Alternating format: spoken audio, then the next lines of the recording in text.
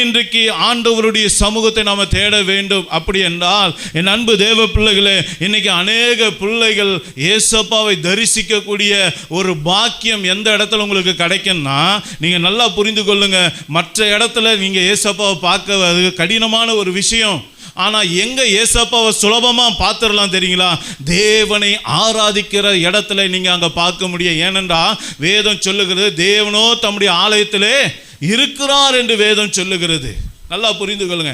அவர் தேவ ஆலயத்தில் மாத்திரமல்ல, வேதம் சொல்லுது அவர் தேவ சபையில் தேவன் எழுந்தருளி இருக்கிறார் என்று வேதம் சொல்லுகிறது. அவர் சபையின் நடுவில் உலாவுகிற தேவனாய் இருக்கிறார்.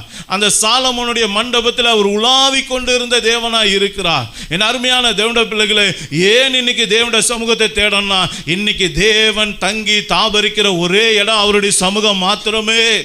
அங்கே அவரை நீங்க பார்க்க முடியும். அங்கே பார்க்கறதுனால என் வாழ்க்கையில் என்னையா மாற்றம் வந்துட போகுது, என்ன மாற்றம் வந்துட போகுது அப்படி நீங்கள் நினைப்பீங்கன்னா, வேதாகமத்தில் வாசிப்போம். ஆதியாகமம் 16ஆம் அதிகாரம் 13ஆம் வசனத்தை வாசிங்க. ஆதியாகமம் 16:13 வாசிப்போம். அப்பொழுது அவள், என்னை காண்பவரை நானும் இவ்விடத்தில் கண்டேன் அல்லவா என்று சொல்லி தன்னோடே பேசின கர்த்தருக்கு நீர் என்னை காண்கிற தேவன் என்று பெயரிட்டாள். ஆமா, நல்லா கவனிங்க. அவர் நம்மை காண்கிற தேவன் என்று வேதம் சொல்லுகிறது. என் அன்பு தேவ பிள்ளைகளே, நீங்களும் நானும் ஏசப்பாவை பார்த்து விட்டான், அவருடைய கண்கள் நம்மை பார்த்து விட்டான், அவருடைய பிரசன்னத்தில் நாம நிரப்பப்பட்டு விட்டான், அந்த இடத்துல நம்ம இருந்து விட்டான். என் அன்பு தேவ பிள்ளைகள், நம்முடைய பிரச்சனைக்கு அன்றே ஒரு தீர்வு உண்டாகும்.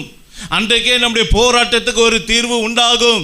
அவர் பார்க்காத வரைக்கும் தான் உன்னுடைய பிரச்சனை தலை தூக்கி இருக்கும், உன் போராட்டம் தலை தூக்கி இருக்கும், உன் கண்ணீர் எப்போதும் வடித்து கொண்டே இருக்கும். அவர் உன்னை பார்த்து விட்டார், அவர் உன்னை சந்தித்து விட்டார், அவருடைய கண்களில் உனக்கு கடாட்சம் கிடைத்து விட்டார், அவருடைய கண்கள் உன்னை நோக்கி பார்த்து விட்டால் அன்றைக்கே உன்னுடைய போராட்டத்துக்கு ஒரு முடிவு வந்துவிடும் என்று வேதம் சொல்லுகிறது.